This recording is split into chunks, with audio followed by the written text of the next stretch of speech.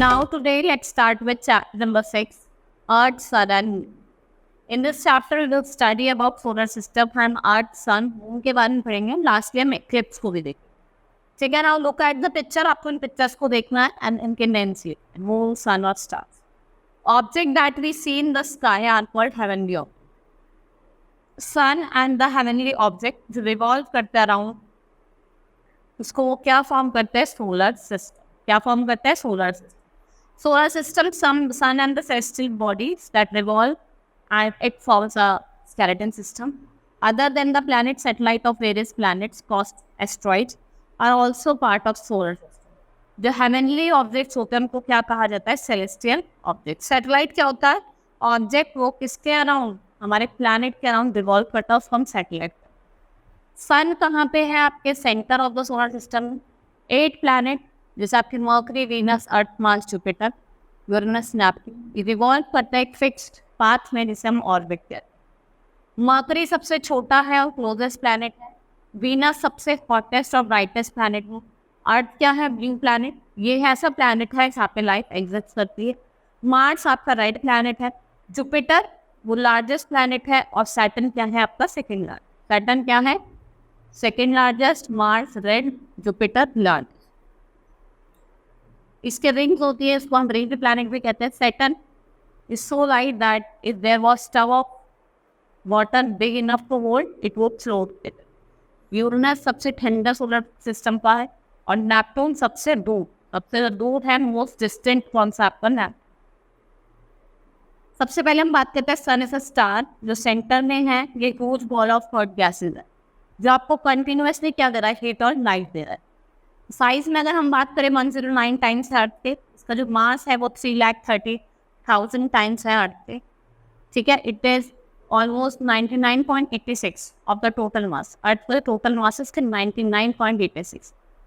Hydrogen और helium gases जो है ये मेजर कॉन्स्टिट्यूएंट है. सन जो थिन कूलर आउटर लेंस हम कोरोना कहते हैं और जिसका सेंट्रल पार्ट होता है उसको हम कोर कहते हैं. हीलियम ये कंटिन्यूसली कन्वर्ट करता है हाइड्रोजन गैस को at the core of the sun और ये very large amount of heat और लाइट एनर्जी को रिलीज कर. इस प्रोसेस में क्या करता है?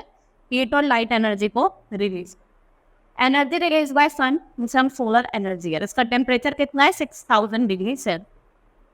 अर्थ we live on third planet from the sun जिसे हम अर्थ कहते हैं. एयर एनवेलप अराउंड इट तो उसे क्या कहते हैं? एटमॉस्फेयर. एटमॉस्फेयर जो होता है अर्थ का वो किसको प्रोटेक्ट करता है? प्रोटेक्ट करता है हमें हार्मफुल रेडिएशन.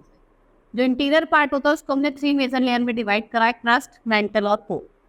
क्रस्ट जो है वो आउटर मोस्ट लेयर है. इसकी थिकनेस रेंज करती है 5 kilometre below the ocean floor तो about 70 kilometre before the land.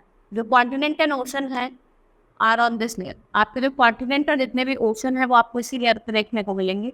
यहाँ पे आपको रॉक्स और कुछ एसेंशियल एलिमेंट्स मिलेंगे जो लाइफ के लिए बहुत ज़्यादा important.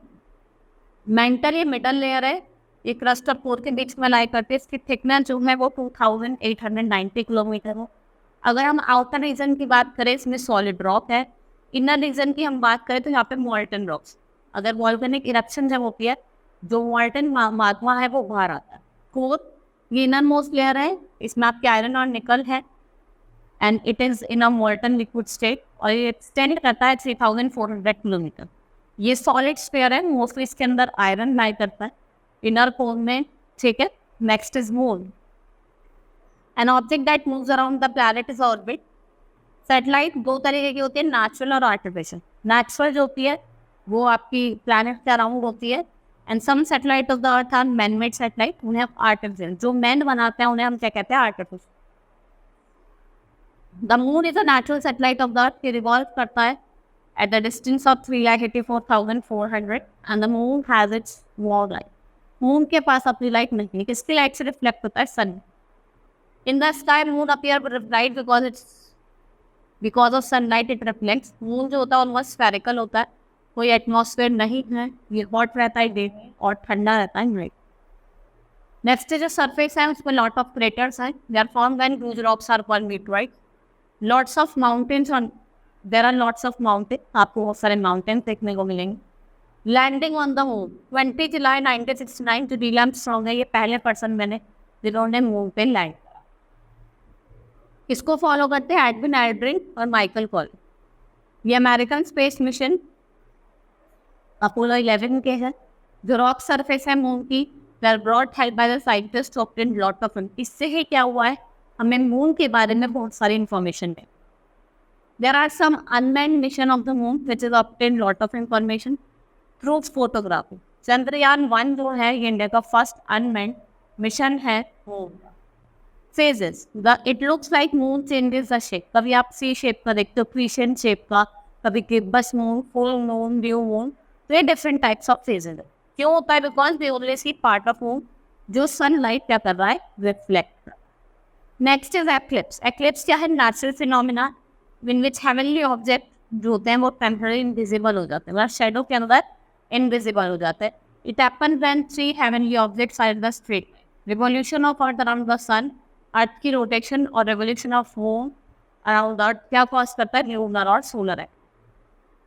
Lunar eclipse are shadow fall on the moon and it lies between sun and moon. यहाँ पे लूनर एक्लिप्स होता है, it is partial when where a part of moon may be visible or totally where moon is not visible.